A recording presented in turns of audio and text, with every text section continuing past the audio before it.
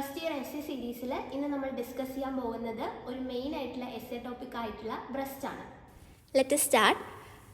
First, mammary gland is a modified sweat gland and it is located in the superficial fascia of the pectoral region. So the location is superficial fascia of the pectoral region and there is axillary talus pens. Axillary talus pens is the extension of the breast. The superolateral part of the breast extends into the axilla and it extends through a foramen called the foramen of Langer. Then the shape of the breast. It is a hemispherical bulge as we all know. Coming to the extent. So it has vertical extent as well as horizontal extent. Vertically it extends from the second rib to the sixth rib. Horizontally it extends from the lateral border of sternum to the mid-axillary line. That's about the extent. Now coming to relations of the breast. The deep aspect of breast is related to the following structures from superficial to deep. First it is related to the pectoral fascia. So what is pectoral fascia? It is the deep fascia covering the anterior aspect of the pectoralis major. Then it is related to three muscles. Which are those three muscles? Pectoralis major, serratus anterior and external oblique. Next we deal with the arterial supply of the breast. This is a very important topic.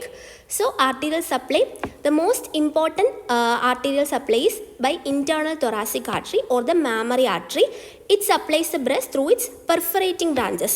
So the perforating branches of internal thoracic artery supplies by piercing the second, third and fourth intercostal spaces. The next one is the axillary artery. Axillary artery through its thoracic, superior thoracic and acromiothoracic branches supplies the breast.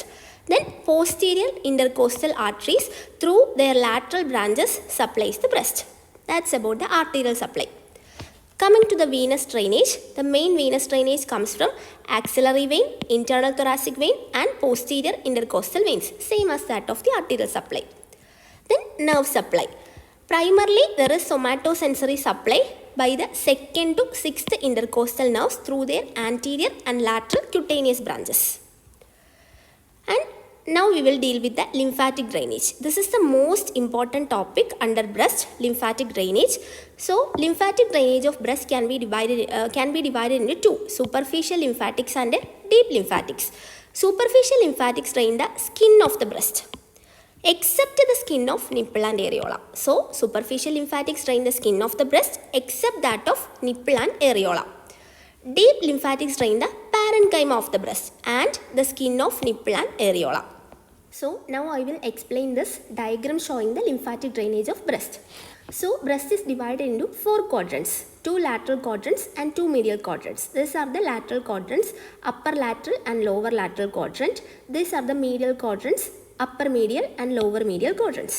So lymph from the lateral quadrants, they drain into the anterior axillary or posterior axillary.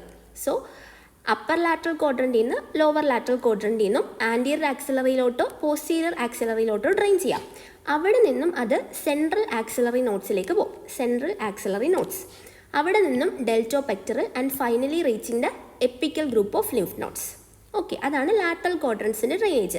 ഇനി lower lateral ക്വാഡ്രൻറ്റിൽ നിന്ന് some of the lymphatics drain into the posterior intercostal nodes. Okay, ഇനി medial സൈഡിൽ നിന്നുള്ള lymphatic drainage same സൈഡിലുള്ള internal mammary നോട്ട്സിലേക്കാണ്. And some of the lymphatics may drain into internal mammary nodes of the opposite side. അപ്പോൾ അതിൻ്റെ clinical significance എന്താണെന്ന് വെച്ചാൽ ഈ ഓപ്പോസിറ്റ് സൈഡിലേക്ക് മെറ്റാസ്റ്റാസിസ് ഉണ്ടായതുകൊണ്ട് ഒന്നും കൂടെ പറയട്ടെ. Clinically significant